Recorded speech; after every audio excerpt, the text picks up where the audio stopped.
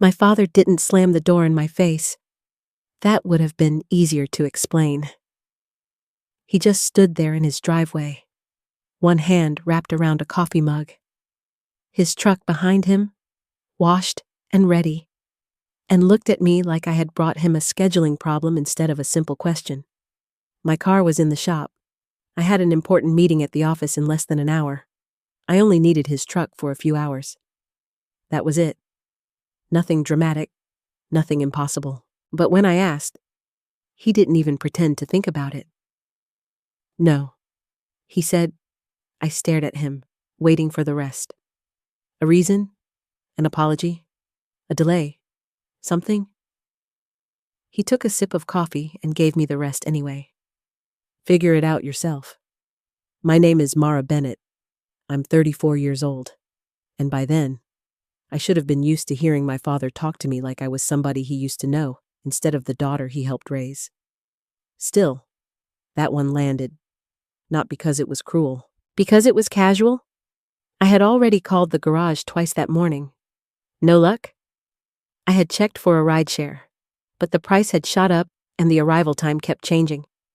The commuter line would get me there too late. So I did what daughters are supposed to be able to do without feeling ashamed. I asked my father for help. Behind him, Lena came out onto the porch adjusting her sweater, and Tyler's voice floated from inside the house, asking if Dad was still taking him across town later. My father didn't look bothered by that. Just by me? I nodded once.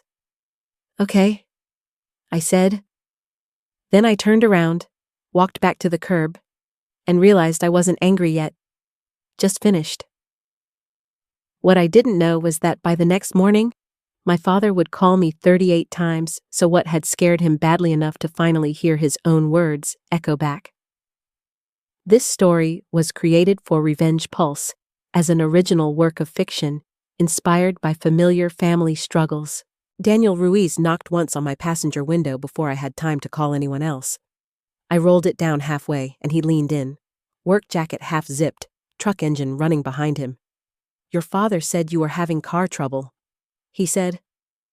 Then he looked at my face a second longer and added, quieter. You okay? That second question nearly did me in. I nodded too fast. I just need to get downtown. Then get in. He said. Daniel lived 2 houses over from my grandmother Evelyn and had known my family long enough to know when not to push. That morning, I was grateful for him in the way you're grateful for people who do one simple decent thing at exactly the right time.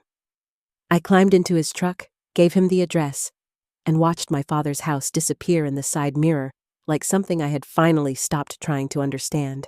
On the drive-in, old memories came up the way they always do when one fresh hurt hits the same bruise. The 8th grade awards breakfast he swore he'd make, then skipped because Tyler had a last-minute practice. The weekend he promised to help me move apartments, then sent $50 and called that basically the same thing.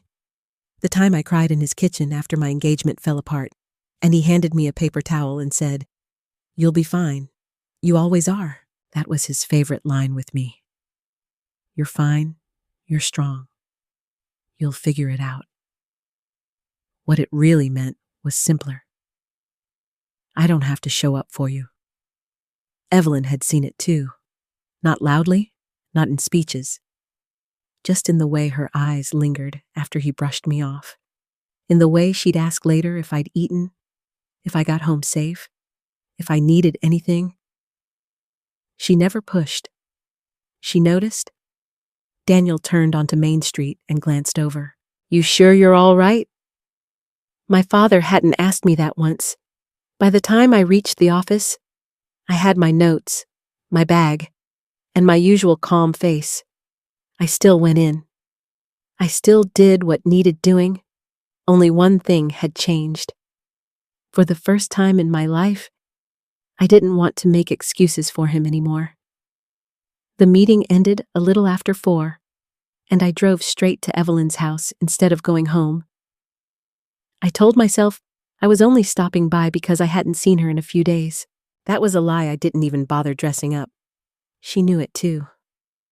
The second she opened the door, she took one look at me, stepped aside, and said, "Come in, honey." Her house smelled like lemon polish and old books. The lamp by the window was on, even though there was still light outside. Everything looked exactly the way it always had, which somehow made it easier to admit that I didn't. She poured tea. I sat at her kitchen table. We talked about nothing for maybe 30 seconds before she looked at me over the rim of her cup and asked, very gently, "Why do you look so tired today?" That was all. Not what happened. Not is Richard being difficult again. Just one clean question, and I felt something in me loosen. I almost gave her the usual version. Car trouble. Busy day?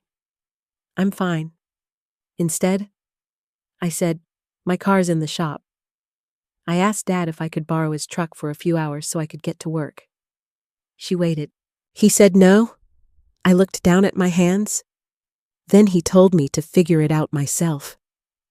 Evelyn didn't gasp, didn't curse, didn't launch into one of those speeches people make when they want credit for being outraged.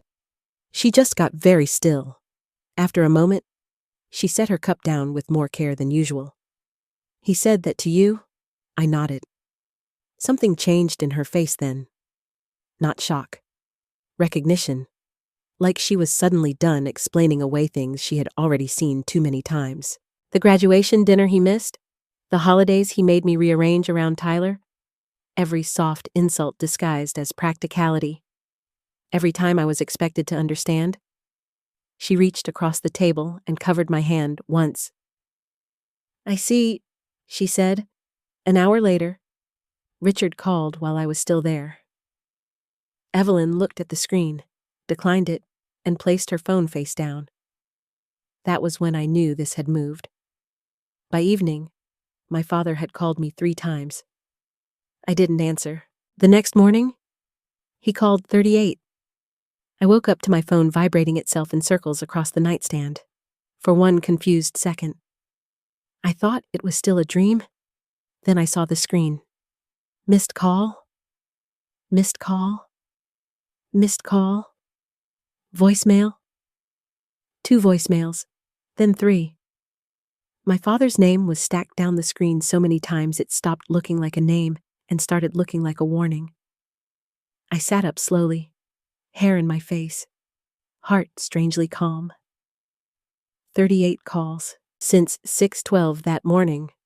The man who had told me to figure it out myself was suddenly unable to figure out 12 minutes without me. I listened to the first voicemail while the coffee brewed. "Mara, call me back." The second was tighter. "We need to talk." By the fourth, the edge was showing. This is getting out of hand. Not one of them said I'm sorry. Lena texted too. Right on schedule. Smooth where he was jagged. "Your dad's upset. Evelyn is overreacting. Please call him so this doesn't become something bigger than it needs to be." That line told me more than either of them meant it to. This wasn't about my feelings finally mattering. This was about something moving on Evelyn's side of the board. Something they could feel but not yet control. At 9:40, my father sent. "Why would you say that to her?" At 9:52? You made it sound worse than it was. At 10:07. "We just need to sit down and clear this up. Clear this up." Like it was a misunderstanding. Like I had misheard him in his own driveway. I didn't answer. I showered. I got dressed. I let every message sit exactly where he had put it. Just before noon, Evelyn called me herself. "Don't make plans for tomorrow night," she said. "I've asked everyone to come here." Then she hung up. At 12:18, my father left one last voicemail. "Your grandmother wants the whole family there tomorrow evening." He paused, and for the first time in years, I heard it. Fear. By the time I got to Evelyn's the next evening, my father's car was already in the driveway. That told me more than any voicemail had. Richard Bennett did not arrive early unless he was trying to control how a room felt before anyone else stepped into it. The front door was unlocked.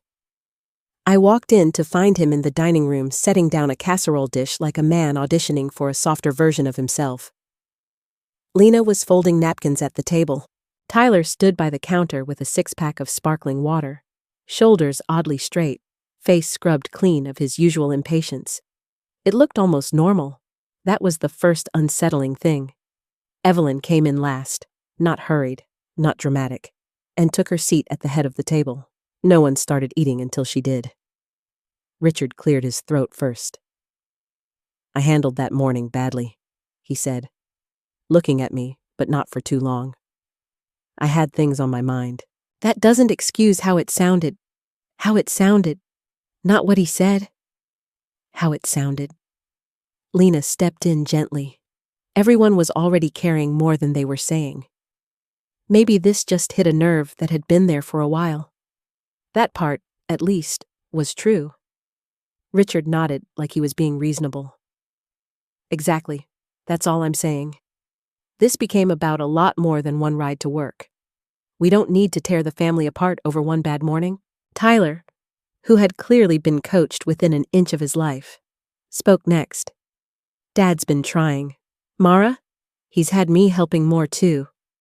With Grandma's house stuff, bills, paperwork, all that." Richard picked that up immediately. "I'm trying to do this differently. More transparency, more responsibility. Tyler needs to step up, and I need to stop carrying everything myself." On the surface, it sounded almost decent, measured, sensible, like a man trying, imperfectly, to repair something before it broke for good. Evelyn didn't interrupt. She listened. She even let the silence after his apology sit there without cutting it open. And driving home that night, I hated how badly I wanted to believe him. For a few hours, I thought maybe he really was trying to fix it. Then, the next morning, Evelyn got a notice that made every word at that dinner mean something else entirely. The notice came in a white envelope with my grandmother's name typed neatly across the front. At first, it looked like nothing. One of those dry letters people almost toss without reading. Evelyn opened it at the kitchen table after breakfast, glasses low on her nose, and frowned before she got halfway through the first page. "What is this?" she said. I took it from her. It was from her bank, not a warning exactly. More like a formal request to confirm a recent change tied to account access and a property-related payment instruction. The kind of thing that sounds boring right up until it doesn't. I read it twice, then a third time, slower. "Did you authorize Tyler to handle anything for the house?" I asked. Evelyn looked up sharply. "Absolutely not." My stomach dropped. "When I called my father, he answered on the first ring. Too fast." I explained what the letter said. He gave a short breath through his nose like I was making weather out of paperwork. "It's minor," he said. "Tyler was only helping me organize a few things. Insurance, a maintenance payment, some forms. He clicked the wrong option, that's all. Clicked the wrong option. Like he had ordered the wrong sandwich." I went quiet, and in that quiet, he told on himself. Too quickly. Too smoothly. Tyler had been helping. Tyler had temporary access. Tyler had been learning responsibility. Tyler needed a chance to prove he could handle grown-up things. That was the real plan. Dinner at Evelyn's, the careful apology, the talk about transparency. It hadn't been repair. It had been staging. My father wanted to prove he wasn't playing favorites. So he handed the wrong son the wrong keys and hoped the performance would hold. Evelyn sat very still while I repeated it back to her. She didn't look angry. She looked hurt in a way that was colder than anger, because now it wasn't about a truck or a sentence in a driveway. My father hadn't just refused to help me. He had put careless hands on the one thing my grandmother had spent a lifetime protecting. By 10 that morning, I was sitting beside Evelyn at her dining room table with 3 piles in front of us: bank letters, insurance forms, and a yellow folder my father had once called the house file. Like that phrase alone made him competent. I called the bank first, then the insurance office, then the attorney whose number Evelyn still kept in a blue address book older than I was. By the end of the second call, the pattern was clear enough to turn my stomach. This wasn't one wrong click. Tyler had been involved in more than one errand. He had spoken to people on Evelyn's behalf, answered verification questions he never should have had, and been copied on property and payment correspondence because my father had positioned him as a temporary helper. Not once. Repeatedly. That was the reveal. My father had not spent years simply loving the wrong child more loudly. He had built an entire system around that preference. He trusted the son he wanted to believe in, and leaned on the daughter he never bothered to protect. Tyler got access. I got instructions. Tyler got chances. I got told to cope. The practical damage could still be contained, but not neatly. A payment review had been flagged. One account would need extra verification. A property-related instruction had to be paused and corrected. Nothing had collapsed yet, but everything now had to be checked. And inside the family, something already had. Lena stopped sounding neutral the second real consequences showed up. Tyler panicked and blamed the bank, then the forms, then me for making it into a thing. Evelyn said nothing for a long time, which was worse than if she had shouted. Just after noon, my father called again. This time, I answered. "Mara," he said, and his voice was stripped bare. "I need you to help me straighten this out, not help your grandmother. Not I was wrong. Help me." And there it was, at last. The sentence I should have heard years earlier, finally spoken out loud. Only he wasn't saying it because he loved me enough to ask. He was saying it because he needed the one child he had trained himself to overlook. I did help. Just not the way my father wanted. He called twice before coming over. Like permission was a thing he suddenly remembered existed. By then, Evelyn and I were already at her table again. Papers spread out, coffee untouched. The whole room carrying that heavy, quiet families get when the truth has finally stopped being polite. "If I'm doing this," I said before he could start, "then we're doing it clean." Richard frowned. "Mara, no." I looked at him directly. "Every document goes on this table. Tyler says exactly what he did. You don't get to rewrite any of it. And Grandma decides everything." He opened his mouth, closed it, then glanced at Evelyn like maybe she would soften the edges for him. She didn't. "You heard her?" she said. Tyler showed up 20 minutes later looking like he hadn't slept. Good.